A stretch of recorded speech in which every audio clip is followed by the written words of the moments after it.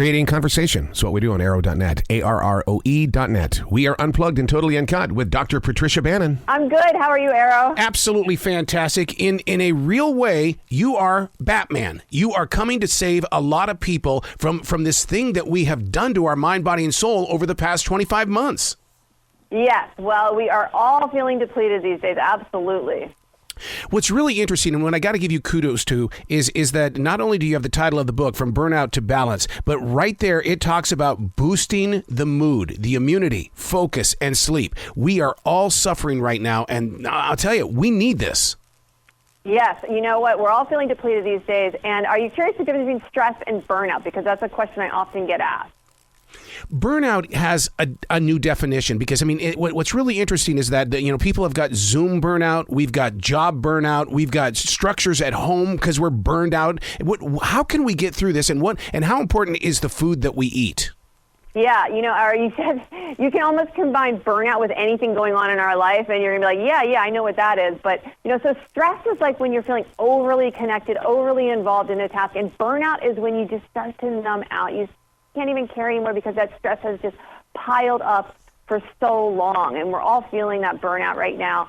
So, this book is part health book, part cookbook. It's like two books in one. And in the health book section of the book, I dive into the science behind burnout, offer burnout busters. There's a chapter in each of those four core areas you mentioned: mood, immunity, focus, and sleep, with lifestyle strategies as well as top food choices, meal plans, and then there's the recipe section. So I'd love to talk you through a few of the recipes in the book as well.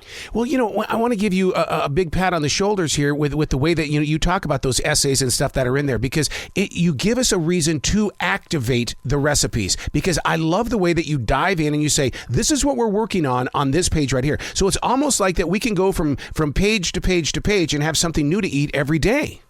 Yeah, so Eric, you've got it, and because I've divided the book into those four core areas, you can really jump into the area that you're most struggling with. And we can eat, those comfort foods when we're feeling stressed or we're feeling burnout. We often want to have those high sugar, those high fat foods. So it's really important that the recipes in this book tasted fantastic, right? Because you also want, there's a lot of foods in the book that are going to feel like comfort foods, but they're giving you the nutrition you need to feel your best or to combat some of those areas. So I'd love to start with a mood-boosting recipe. Can I share that with you? Sure. So one of my favorite mood-boosting salads is a grapefruit and fig salad with a pomegranate rosemary vinaigrette. And those part grapefruits, they play fantastic off of those sweet California figs. Figs are trending now, but they're also a must-have pantry staple, those dried figs, because they've got mood-boosting dietary fiber, they've got calcium, they've got potassium, they've got iron to help you feel your best. Yeah, and then immunity. Because everybody's body is aching right now from the stress, and they think that they're getting injured and stuff like that at work, but you're right about those figs. Those figs are really good for the body. Yeah, and they're available year-round. It's something you just want to keep in your pantry. Fresh figs are fantastic, too. Buy them when you have them. Buy them when they're in season. But those dried figs are something you can always have on hand. And then immunity. We're concerned about immunity these days. Can I share some of my favorite immune-boosting foods? Wow. Now, when we talk about figs, because I work at an essential job, and one of the things that I notice at this essential jobs, people are buying fig Newtons. Now, that's not the kind of figs that people need to be working on, right? I'm talking about fresh figs. You can actually just have dried, fresh California figs, Mission Golden, whatever it is, and they can be added, like I just talked about the salad. You can add them into a salad. You can add them into a stir fry. They work in savory dishes and sweet dishes. They can even work wonderfully in a dessert. You can add a little dark chocolate on there for some sweet treat with some antioxidants. So there's so many different ways you can use them. One of the things that I struggled with during the lockdown was that we were treating it as a breakfast, and it should be a breakfast. And I love what you're doing with these fluffy oat pancakes with pears. I never even thought about mixing pears with this. You can really use almost any fruit, of course, on top of those. The pears is just, giving it a little twist, those oats in there. It's a whole grain. They're also a gluten-free way to have a pancake in the morning. So that's one of my favorites. But I do want to jump into some immunity recipes because we're so focused on immunity. Yes, we are. And mushrooms are a top choice for immunity because they have selenium, they have copper, they have B vitamins. And they also, if you can find those UV light-exposed mushrooms in the grocery store, they're an excellent source of vitamin D. only source of vitamin D in the produce aisle. So two of my favorite recipes in the book with mushrooms are my poblano and portobello tacos.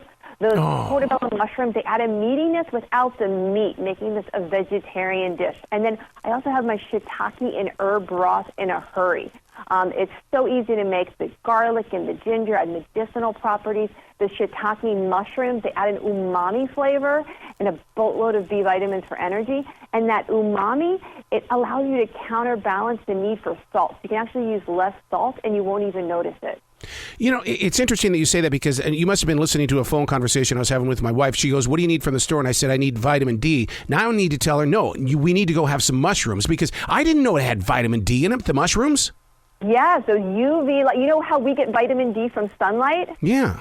Mushrooms get vitamin D right from there. Sunlight as well. Isn't that cool?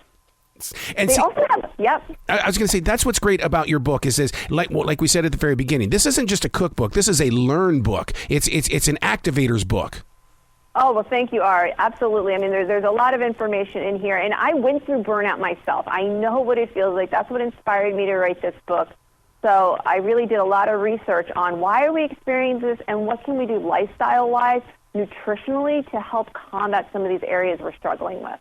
Your sheet pan salmon, fingerling potatoes, and asparagus. I never even thought about citrus miso sauce. That in itself, that's an original. Well, thank you. You know, this is one of my favorite recipes in the book because it's a complete meal on one sheet pan. So it's so easy. You're getting the DHA, EPA, omega-3s, and that salmon. And then that citro miso sauce, it takes it to a new level. It's a fantastic taste. It has a serrano chili in there for some heat, some spice if you like to go that route. So that's one of my favorites. And the other thing is focus in the book. You know, mushrooms also have ergothioneine, which is an amino acid with antioxidant properties for cognitive health. So those are also in some of the focus recipes. And, you know, guess how many decisions we make a day just about food? When you talk about antioxidants, right away I'm thinking this is good for the heart. Yes, absolutely. I mean, and our heart takes such a hit with stress and burnout. So that's a huge thing. It's still the number one cause of death for both men and women in this country. How important are soups? And the reason why I bring that up is because that's what I specialized in during that year of being locked down. I wanted soup every day, so I created soup. Oh, that was your thing.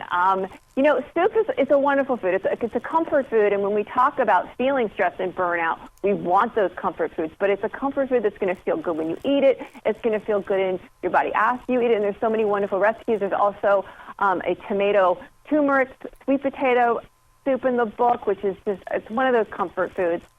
I just recently started taking turmeric in 2021, and you've got turmeric hot cocoa. Are you kidding me? I mean, this is like the wonder root. Yes. You know, if you've ever heard Mark Mason, he does a comedy stand-up on turmeric, and he's like, what? Now they're going to have to add black pepper to it. And you do, because black pepper, it unleashes the antioxidant properties, the medicinal benefits of that turmeric. So all my turmeric recipes in the book have a little bit of black pepper in there, so you're getting the most out of those recipes. Do you think that you know, when you have curry and things like that it gets into the everything inside you, not only in your mind, body, and soul, but it gets in there and digs in like a good spice does, and it can break things up? I don't know. I hope so. I love the way that you explain that. I do know, you know, what we eat matters, but it's not just getting those nutrients. You know, the food has to taste fantastic. It has to be a nice experience. And so that's what I tried to create with these recipes. Well, I got to tell you, Patricia, you make it. You say that food has to taste fantastic. It has to look fantastic too. So whoever your photographer was, and I mean, they really make me go, I got to have this.